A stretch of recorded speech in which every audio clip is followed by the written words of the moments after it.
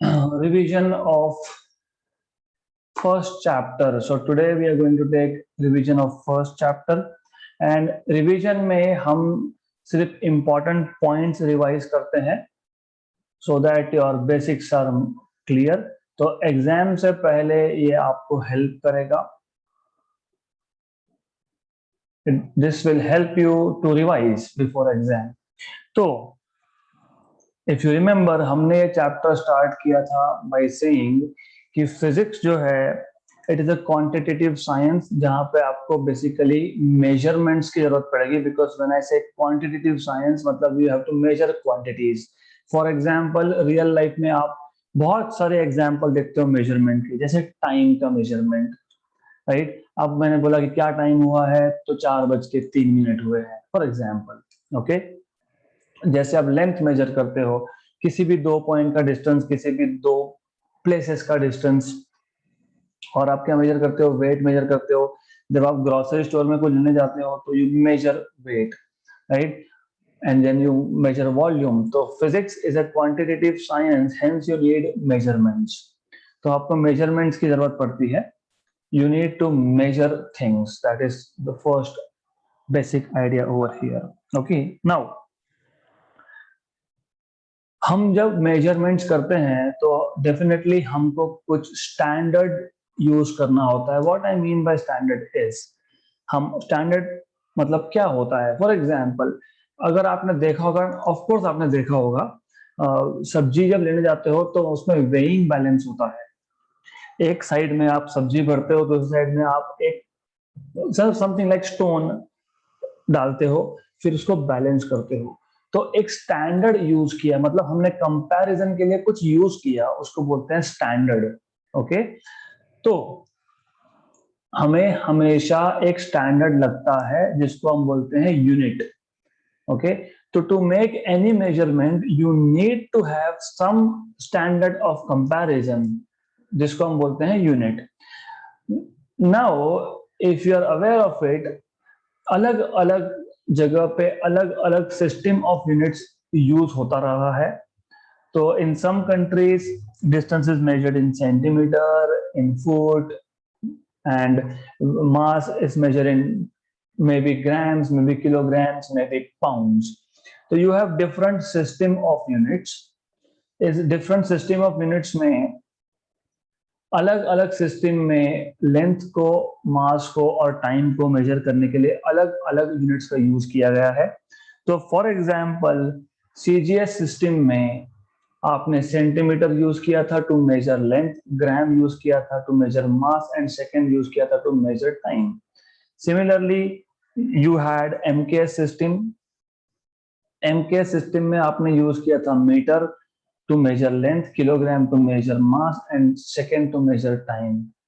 In FPS system, foot pound second system, you have used foot for length, pound for mass, and second for time.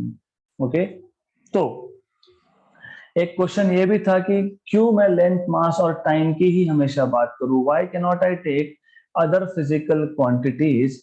हम हमेशा length, मास, time ऐसा क्यों बोलते हैं? क्योंकि as I told you कि ये जो 3 क्वांटिटीज है ये ह्यूमन सर्वाइवल के लिए इंपॉर्टेंट थे. 3 चीजें ऐसी है, ये 3 फिजिकल क्वांटिटी ऐसे हैं जो हमारे सर्वाइवल के लिए, हमारे एग्जिस्टेंस के लिए इंपॉर्टेंट है. एग्जाम्पल, नाउअडेज मतलब जब से एग्रीकल्चर आया है तो हमको टाइम एग्जैक्टली पता होना चाहिए कि what is a good time to, आपको सीड्स लगाने हैं तो what is a good time आपको पता होना चाहिए. आपको ये भी पता होना चाहिए कि सुबह मतलब दोपहर के 12 बजे सन एग्जैक्टली आपके हेड के ऊपर होता है. तो अगर आपको बहुत दूर जाना है तो आपको अंदाजा होना चाहिए टाइम का, कितना टाइम लगेगा, कितना टाइम वापस आने में लगेगा, आने जाने में. तो रात नहीं होनी चाहिए, क्योंकि पहले, नॉट नाउ, पहले जब हम डेवलप नहीं थे तो उस केस में क्या था कि we have to be very careful, क्योंकि अदरवाइज जानवर अटैक कर देंगे, ये सब चीजें थी. तो टाइम मेजरमेंट हमारे लिए इंपॉर्टेंट था. Length measurement, distance measurement of course important था, क्योंकि मैं एक पहाड़ से खड़ा होकर दूसरे पहाड़ को देख रहा हूँ, मुझे यहाँ से वहां जाना है, तो पता तो होना चाहिए ना कितना दूर है। तो लेंथ मेजरमेंट भी जरूरी था सर्वाइवल के लिए, मास मेजरमेंट भी जरूरी था सर्वाइवल के लिए। सो ये बेसिक क्वांटिटीज थे which are important for survival, existence के लिए जरूरी था। तो इसलिए हम लोग नॉर्मली लेंथ मास टाइम की बात करते हैं।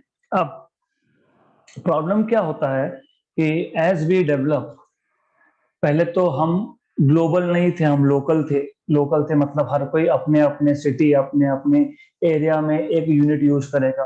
कोई बोलेगा नहीं मेरे हिसाब से मैं ग्राम ही यूज करूंगा, कोई बोलेगा मैं किलोग्राम यूज करूंगा। बट जब आप ग्लोबली कनेक्ट होते हो तो आपको ऐसा एक सिस्टम चाहिए होता है जो हर एक कंट्री में एक्सेप्टेबल हो। तो देन फोर्थ सिस्टम अराउंड रफली 1971 में आया है ये। तो this is called as SI system of unit. SI system is basically currently accepted system of units. इसमें आप लेंथ को मेजर करते हो मीटर में, मास को किलोग्राम में, टाइम को सेकेंड में। फिर आप बोलोगे कि ये एमकेएस और एसआई में डिफरेंस क्या है, तो एमकेएस और एसआई में डिफरेंस ये है कि एमकेएस में 3 फंडामेंटल क्वांटिटीज है। अब फंडामेंटल क्वांटिटीज क्या होता है हमने ये सीखा था। फंडामेंटल फिजिकल क्वांटिटीज वो फिजिकल क्वांटिटीज होते हैं जिसके मेजरमेंट के लिए किसी और फिजिकल क्वांटिटी की जरूरत नहीं है। फॉर एग्जाम्पल अगर मुझे 2 पॉइंट का डिस्टेंस मेजर करना है तो मुझे टाइम मेजर नहीं करना पड़ेगा, मुझे मास मेजर नहीं करना पड़ेगा। हाँ मुझे इंस्ट्रूमेंट लगेगा, दैट इज डिफरेंट थिंग। कि मुझे अगर 2 पॉइंट का डिस्टेंस मेजर करना है तो मुझे स्केल, वो इंस्ट्रूमेंट है, वो फिजिकल क्वांटिटी नहीं है। तो एक इंस्ट्रूमेंट की जरूरत पड़ेगी। So fundamental quantities are those physical quantities which do not depend on any other physical quantity for their measurement. So fundamental quantities are those quantities which do not depend on any other quantities for their measurement. Okay, इसको आप बोलते हो fundamental quantities. तो SI system में 7 fundamental quantities है और MKS में 3 है। एमकेएस में लेंथ, मास और टाइम, ये 3 है। whereas in SI system you have 7 fundamental physical quantities like length, mass, time, temperature, luminous intensity, electric current, and amount of substance.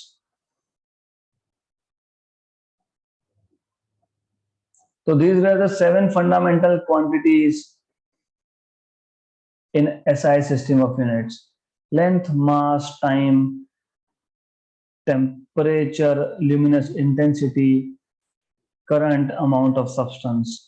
Okay, तो ये है 7 fundamental quantities in SI system of units. Now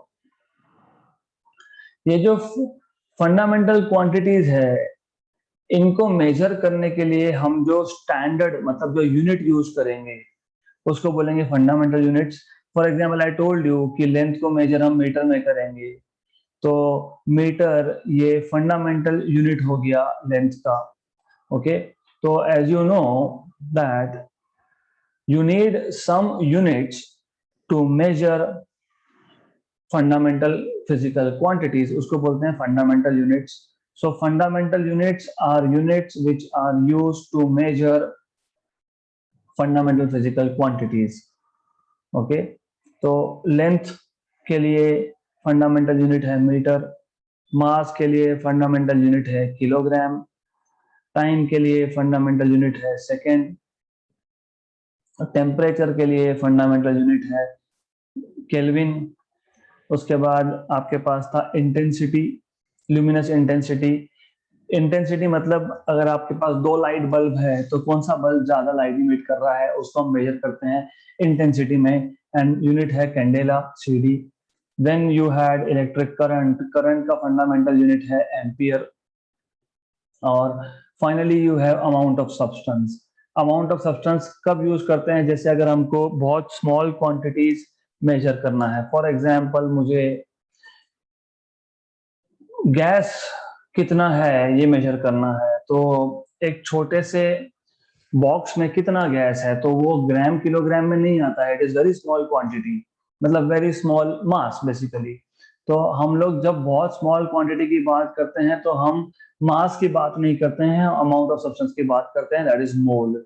So normally mole is used to measure quantity of gas normally, okay? So fundamental quantity मतलब those physical quantity which do not depend on any other quantity for their measurement. Fundamental units मतलब the units that we use to measure fundamental physical quantities are called as fundamental units. तो ये बहुत easy सी चीज थी, this is what we saw. अब additionally as you know SI system में मैंने आपको बताया कि एमकेएस सिस्टम में और एसआई सिस्टम में क्या डिफरेंस है। एमकेएस सिस्टम में 3 ही फंडामेंटल क्वांटिटीज थे, लेंथ, मास एंड टाइम। यहाँ पे 7 है, और एक डिफरेंस है, that is in supplementary units. तो additional there are 2 additional units here. There are 2 additional units in SI system. Supplementary मतलब एडिशनल है, तो उसमें पहला है सॉलिड एंगल, या फिर पहला मैं प्लेन एंगल ले लूंगा। प्लेन एंगल को आप बोलते हो 2 dimensional angle and we denote it by theta. तो अच्छे से समझ लो, एसआई सिस्टम ऑफ यूनिट्स में 7 फंडामेंटल और 2 एक्स्ट्रा यूनिट्स है जिसको हम सप्लीमेंट्री यूनिट्स बोलते हैं, that is one of them is plane angle. Okay, now theta या फिर D theta doesn't matter, you can also denote it by D theta. अभी याद रखना, फिजिक्स और मैथ्स में, in physics and mathematics, D मतलब स्मॉल वैल्यूज।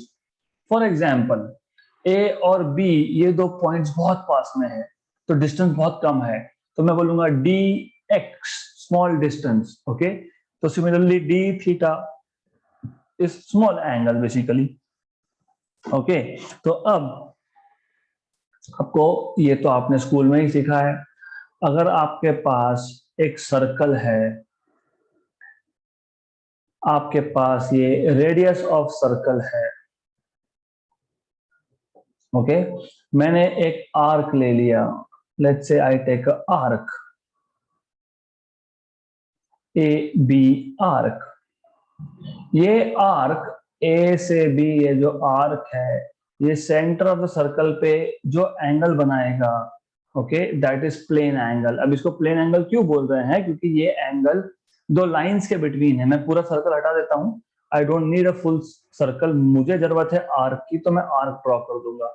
तो हमारे पास 2 लाइंस है बेसिकली, ओके, ये 2 लाइंस में जो एंगल बनेगा that is called as plane angle. ये आर्क था ए बी। अब प्लेन एंगल क्यों बोलते हैं, क्योंकि ये एक प्लेन में है, ये 2 लाइंस में है और दोनों लाइंस एक प्लेन में है, इसलिए इसको प्लेन एंगल या 2 डायमेंशनल एंगल भी बोलते हैं, डी थीटा। अगर ये डिस्टेंस आर है, तो आपने स्कूल में सीखा है, you have learned length of arc A B arc length is radius multiplied by theta, R into theta. Okay, so length of arc A B को मैंने एस से डिनोट किया है, तो S equal to R theta, तो theta is equal to S by R. So by definition plane angle is the ratio of arc length to that of radius of that circle. Okay, तो ये definition है, this is by definition, right. So thus you can say the ratio of length of arc of a circle to that of radius of the circle is called as plane angle, right? तो length of arc divided by radius of circle, length of arc मतलब metre और radius मतलब metre, मतलब dimension less, इसके तो units ही नहीं है, right. तो इसको हम एक ऐसा यूनिट एसोसिएट करते हैं, हम बोलते हैं हम रेडियन में मेजर करेंगे। तो अभी तक आप स्कूल लेवल में एंगल आप डिग्रीज में मेजर कर रहे थे, you were measuring angle in degrees, but now when you enter college 11th standard to be precise, यहाँ पे अब हम लोग रेडियन यूज करने वाले हैं। डिग्री ये एसआई यूनिट नहीं है, रेडियन ये एसआई यूनिट है। 180 डिग्रीज इज पाई रेडियन। ये पाई के ऊपर जो सी लिखा है दैट मीन्स रेडियंस, तो 180 डिग्री होता है पाई रेडियन। तो दिस इज प्लेन एंगल और सॉलिड एंगल।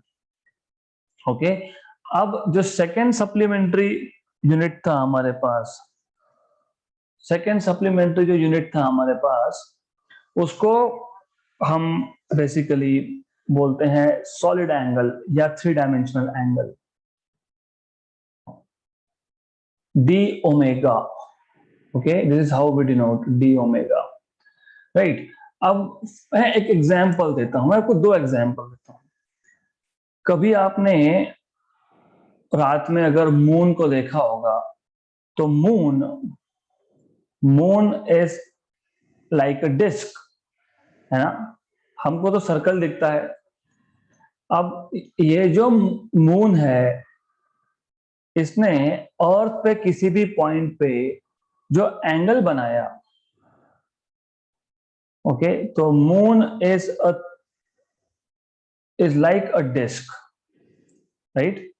तो मून ने जो भी एंगल बनाया अर्थ पे, तो that angle is three dimensional angle. Compare करोगे तो अच्छे से समझेगा। यहां पे एक लाइन ने एंगल बनाया था, प्लेन एंगल या फिर टू डायमेंशनल एंगल में एक लाइन ने सेंटर ऑफ सर्कल पे एंगल बनाया। सॉलिड एंगल या थ्री डायमेंशनल एंगल में एक एरिया ने एक पॉइंट पे एंगल बनाया, इसको बोलते हैं सॉलिड एंगल। दूसरा एग्जांपल देता हूं कोन का। जब आप आइसक्रीम कोन खाते हो, आइसक्रीम कोन मतलब आइसक्रीम खाते हो, कोन नहीं खाते हो, कोन खाली रह जाता है, तो बोलोगे कि I told you to eat, I am not telling you to eat the paper.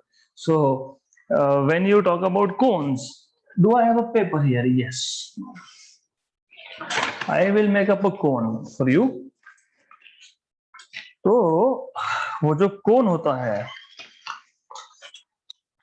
And like this, वो एक कोन बनता है।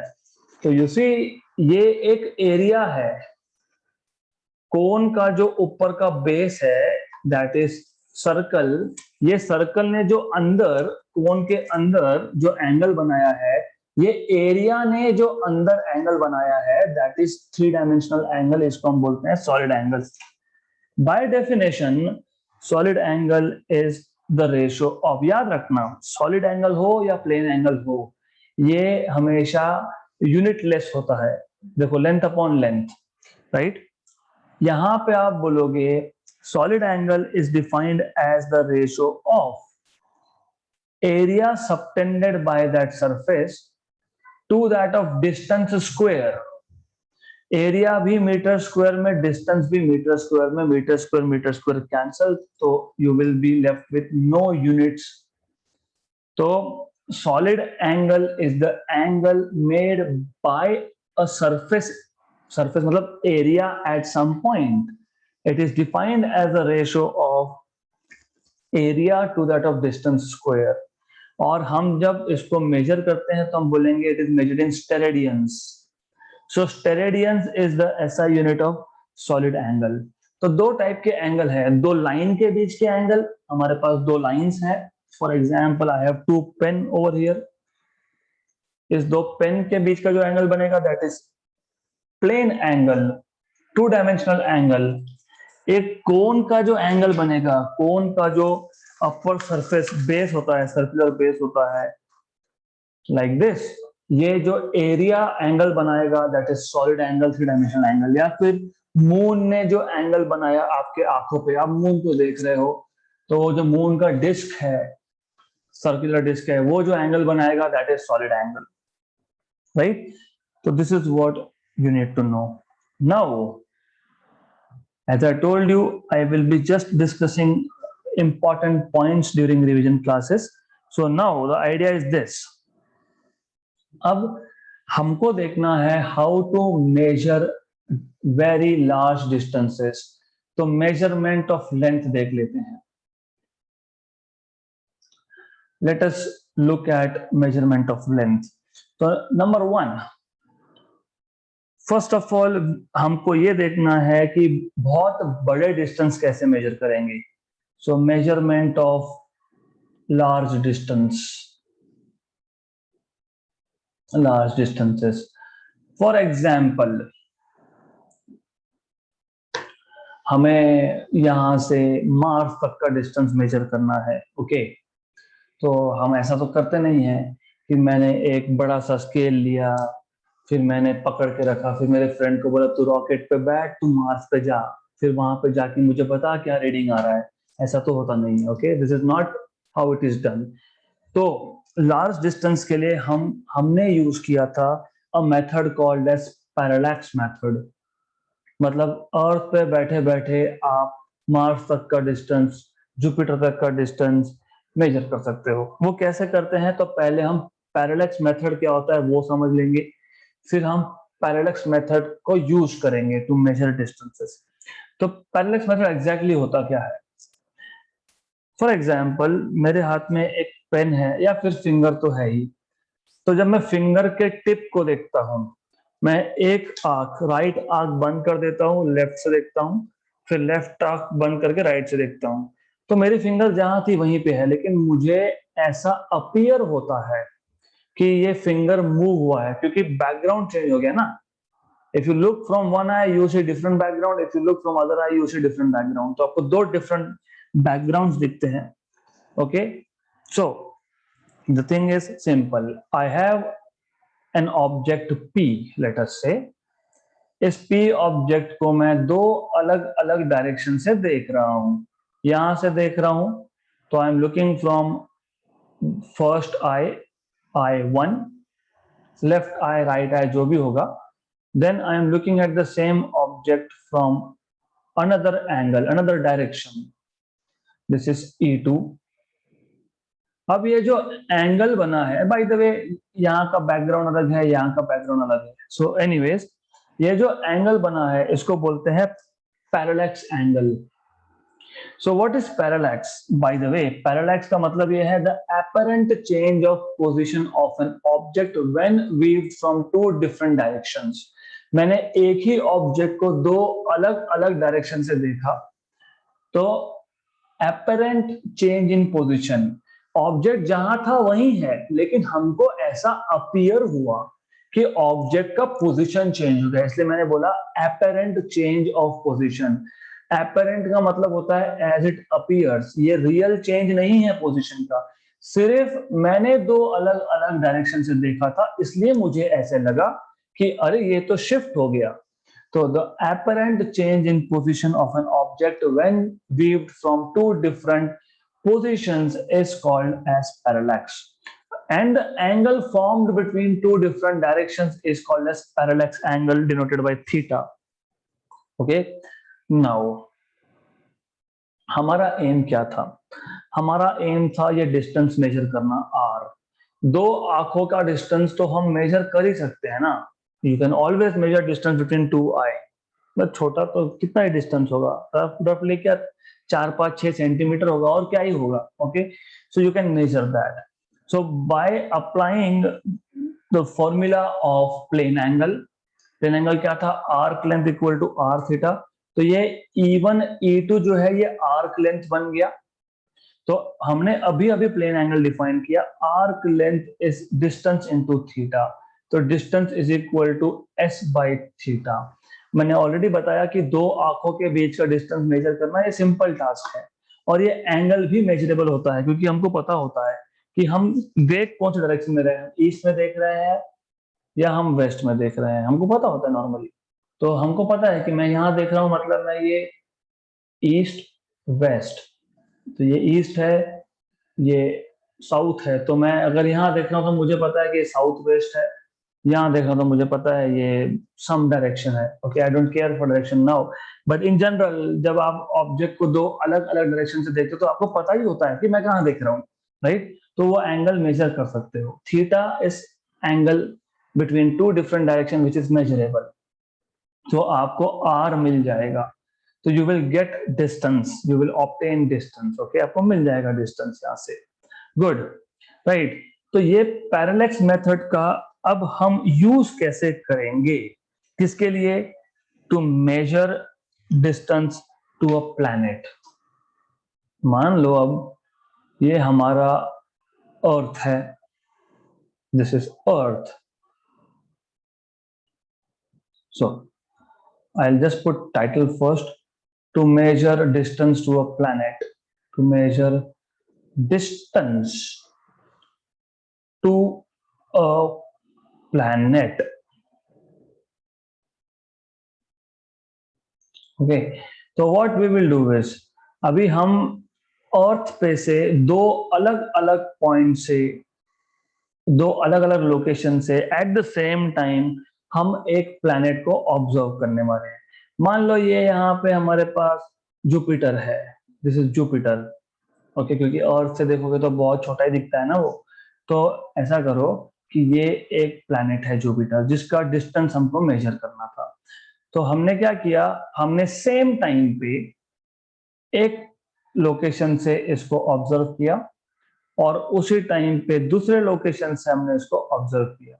अब हम तो दो जगह पे एक साथ नहीं हो सकते, तो फिर एक मैंने किया, एक मेरे फ्रेंड को बोल दिया, वो भी जरूरत नहीं है। अभी ऑब्जर्वेटरीज हम टेलीस्कोप क्यों बनाते हैं फिर? तो टेलीस्कोप में हमने कोडिंग करके रखा है, टेलीस्कोप से एट ए टाइम दो अलग अलग टेलीस्कोप से ये ऑब्जर्वेशन हो रहा है। तो राइट, तो आप जुपिटर को एक ही टाइम पे दो अलग अलग लोकेशन से देखोगे।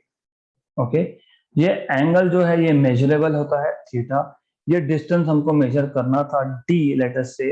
मैं मान लेता हूं अर्थ पे जो ये ए और बी दो लोकेशन है, इसका डिस्टेंस है बी। फिर वापस से वही बी इज इक्वल टू, मतलब arc length equal to distance into theta. तो distance is B by theta. तो just by knowing distance between two places on the earth and this angle theta, आपने घर पे बैठे बैठे जुपिटर तक का डिस्टेंस निकाल लिया, राइट? तो you can easily measure. Now क्या हम इतना ही कर सकते हैं? नहीं, हम बैठे बैठे घर से मून का या किसी प्लैनेट का डायामीटर भी फाइंड कर सकते हैं। तो you can in fact also find out to measure diameter of a planet or moon। तो आप घर पे बैठे बैठे किसी एक प्लैनेट का या मून का डायामीटर भी मेजर कर सकते हो। कैसे करेंगे? मान लो ये अर्थ है, this is earth. I am looking eight late us से मून। तो वी हैव मून। ओके, सो अब हम क्या करेंगे, हम मून को देखेंगे from one point on the earth. Moon का एक एंड पे देखेंगे, फिर मून के दूसरे एंड पे देखेंगे। So we are looking at two ends of the moon. Okay, तो ये है diameter of moon, let us say this is diameter of moon, this is distance to the moon, this is angle theta, parallax angle. तो फिर से वही story, D मतलब diameter, यहाँ पे आर्क है, equal to distance into theta. तो मिल गया आपको डायामीटर ऑफ मून। और ये डी डिस्टेंस कहां से मेजर किया, ये हमने पहले ही मेजर करके रखा है। तो पैरेलैक्स यूज करके you can measure distance to a planet, you can measure diameter of a planet or a moon or moon also. So just by sitting at home, knowing basic physics and basic mathematics, you can measure distances to different planets in our solar system. You can measure diameter of some planets of the solar system just by having some basic knowledge. Okay, तो ये दो important uses है parallax method के, right? Then अब समझो ऐसा कि मुझे रात में मैं बैठा हूं, कुछ काम नहीं था, मैं स्काई में देखा, मुझे एक स्टार देखा, इट लुक्स इंटरेस्टिंग। अरे ये स्टार का कलर तो कुछ ब्लू कलर का दिख रहा है। फिर बैठे बैठे दिमाग में आया ये कितना दूर होगा। अब मुझे स्टार का डिस्टेंस मेजर करना है sitting here on earth. So that is third use of parallax method, to measure distance to a star. अब प्रॉब्लम क्या है? प्रॉब्लम अब ये है, हमने पहले क्या किया था? हमने ऐसा किया था कि हमने बोला ओके, हम अर्थ पे 2 पॉइंट्स लेंगे, उस 2 पॉइंट से हम प्लैनेट को एक साथ देखेंगे। वो प्लैनेट था, ये स्टार है यहाँ पे। ओके, फिर हम एंगल मेजर कर लेंगे दोनों पॉइंट में से, मतलब मैं इस पॉइंट से देख रहा हूँ स्टार को, और मैं अर्थ पे ही दूसरे पॉइंट से देख रहा हूँ स्टार को। तो ये एंगल बहुत छोटा बनता है। तो इतना स्मॉल एंगल हम मेजर नहीं कर सकते। That is very very small. कितना स्मॉल तो मैं आगे बताऊंगा कितना small. I will tell you how small it is. पर फिर क्या करेंगे? अब ये तो प्रॉब्लम क्रिएट हो गया। तो what we do is we make use of revolution of earth around sun. Okay, तो बेसिकली ऐसा है, मान लो ये हमारा सन है। ओके, सूर्य देवता, sun, and then earth is in orbit around sun. Earth आपको पता है ये ऑर्बिट में होता है अराउंड सन। आपको ये भी पता है कि एक साल मतलब क्या? एक साल मतलब हमारी अर्थ एक साल में एक चक्कर कंप्लीट कर लेती है। So earth basically completes 1 round around sun in 1 year, एक साल। तो यहां से स्टार्ट होके एक साल में वापस अपनी जगह पे। हमारा टास्क क्या था? हमारा टास्क ये था कि यहाँ पे एक स्टार है जिसका डिस्टेंस मेजर करना है। ओके, पर ये स्टार बहुत दूर था, इसलिए हम उस स्टार को अर्थ के 2 डिफरेंट पॉइंट से अगर हम देख रहे हैं एट द सेम टाइम, जो पैरेलक्स एंगल बनेगा वो बहुत बहुत बहुत स्मॉल बनता है, जो मेजर करना डिफिकल्ट है। फिर हमने क्या बोला? हमने बोला चलो कोई बात नहीं, हमको पता ही है अर्थ अगर आज ए पोजीशन पे है तो मैं आज इस स्टार को ऑब्जर्व कर लेता हूं। फिर अर्थ जब 6 महीने के बाद एग्जैक्टली अपोजिट पोजीशन पे होगा, बी पोजीशन पे होगा, तो तब मैं एक बार और उसी स्टार का उसी स्टार को ऑब्जर्व करूंगा।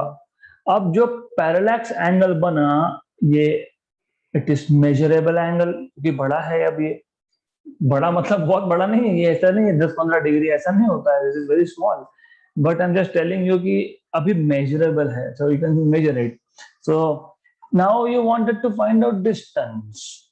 अभी आपको तो पता है ना कि अर्थ ए से बी मतलब 6 महीने में कितना डिस्टेंस कवर करेगा, ये पता है आपको। Diameter of its orbit, diameter आपको कैसे निकालोगे? You know this. Earth to sun distance को हम लोग बोलते हैं 1 एस्ट्रोनॉमिकल यूनिट। क्वालिटी पता है। The average distance between earth and sun is 1 astronomical unit. Earth और सन का एवरेज डिस्टेंस 1 AU।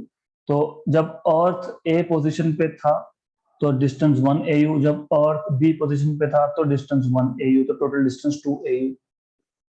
तो फिर आप बोलोगे देयरफॉर ये जो डिस्टेंस है इसको मैं बोल रहा हूँ कैपिटल डी। तो कैपिटल डी, वापस से वही logic, arc length is equal to distance into angle. तो आपको पता है कि distance is equal to arc length by angle, और ये है 2 एस्ट्रोनॉमिकल यूनिट्स। तो ऐसा आप फाइंड कर लोगे distance to a star from earth. अब what is this astronomical unit and why I said this is average distance between earth and sun? तो देखो, the thing is, बात ऐसी है, आपको पता है अर्थ का orbit around sun exactly circular नहीं है। अर्थ का ऑर्बिट अराउंड सन इलिप्टिकल होता है। तो जो सबसे पास का पॉइंट है उसको बोलते हैं perihelion. The nearest point of earth trajectory, earth orbit, is called as perihelion. और सबसे दूर का जो पॉइंट होता है उसको बोलते हैं एपहेलियन। इसका मतलब अर्थ और सन का डिस्टेंस कांस्टेंट नहीं है। एंड बाय द वे, ये सबसे पास में है, मतलब समझ लेना कि you are in the month of March और अप्रैल, इसलिए गर्मी होगी, बहुत गर्मी होगी, क्योंकि अर्थ बहुत पास में आ गया सन के। And when you are in the month of November और दिसंबर, तो you are exactly at the other end, ठंड लगेगा आपको, क्योंकि अब डिस्टेंस ज्यादा है, सन का हीट हम तक कम आएगा। तो this is why you have seasons also. Okay, so anyways, तो अब द आइडिया इज कि डिस्टेंस फिक्स नहीं है, तो हम इसलिए एवरेज कर लेते हैं, बोलते हैं चलो एवरेज डिस्टेंस निकाल लेंगे। Average distance between earth and sun को हम बोलते हैं 1 एस्ट्रोनॉमिकल यूनिट। वो बाद में हम मीटर में, किलोमीटर में कन्वर्ट कर ही सकते हैं, राइट?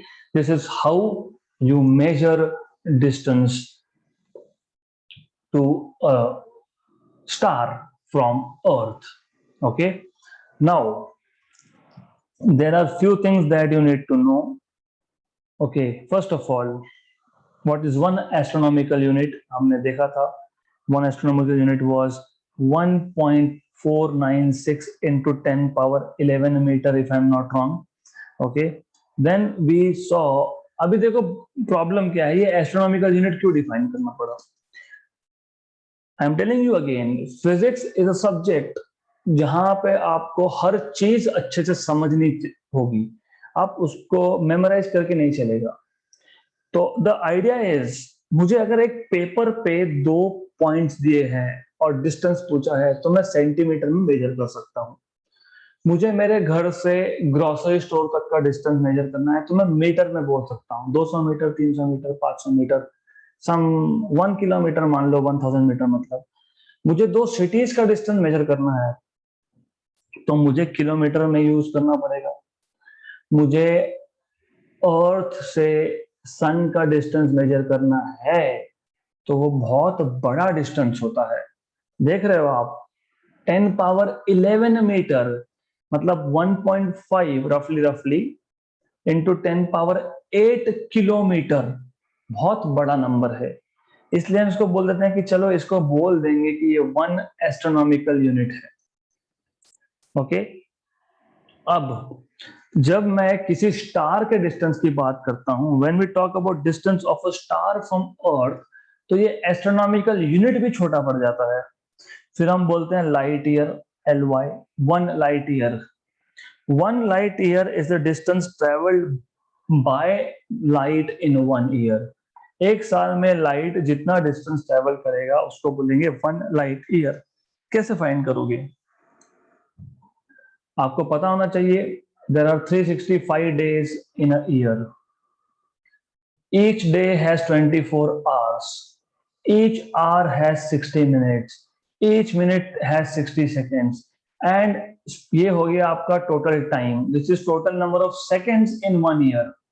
एक साल में कितने second? 365 into 24 into 60 into 60।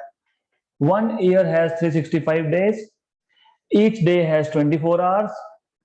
Each hour has 60 minutes. Each minute has 60 seconds. So this is number of seconds in 1 year multiplied by speed of light. देखो क्या है, ये टाइम है और ये जो क्वांटिटी है ये स्पीड है। टाइम होता है सेकंड में, स्पीड होता है मीटर पर सेकंड में। सेकंड सेकंड कैंसल, मतलब आपको डिस्टेंस मिलेगा। डिस्टेंस कैसे लिखते हो? Velocity into time. वही किया है मैंने यहाँ पे। तो मैंने एक साल में कितने सेकंड, मतलब time, multiplied by speed of light in 1 second, मतलब स्पीड, दोनों को मल्टीप्लाई कर दिया। तो मुझे, जब मैं total number of second in 1 year, उसको मैं जब स्पीड ऑफ लाइट से मल्टीप्लाई करता हूं, तो जो भी मुझे नंबर मिलता है इसको मैं बोलता हूँ 1 light year. So 1 light year is the distance traveled by light in 1 year. तो मैं वापस बता रहा हूँ, 1 लाइट ईयर, एक ईयर में 365 दिन, उसमें 24 आवर्स, हर एक आवर में 60 मिनट्स, हर एक मिनट में 60 second, into speed of light. तो ये आपको मिलता है रफली 9.46 इंटू 10 पावर 15 मीटर, राइट। तो जहां पे 1 AU भी फेल हो जाता है, 1 एस्ट्रोनॉमिकल यूनिट भी जहां पे फेल हो जाता है, क्योंकि ये 10 पावर 11 है, ये 10 पावर 15 है, तो जहां पे 1 एस्ट्रोनॉमिकल यूनिट छोटा नंबर लगने लगता है, वहां पे हम लाइट ईयर यूज करते हैं। एग्जाम्पल आपने सुना होगा प्रोक्सिमा सेंट्यूरी, जिसको आप अल्फा सेंट्यूरी भी बोलते हो। It is the nearest star from our solar system and that is 4.25 light year away. सुना होगा आपने 4.25 या 4.3 या 4.29 भी बोलते हैं। So it's okay, I am talking about rough values. Okay, हमारी सोलर सिस्टम से सबसे पास का तारा, नियरेस्ट स्टार, ये 4.29 लाइट ईयर दूर है। ओके, मतलब कितना दूर है?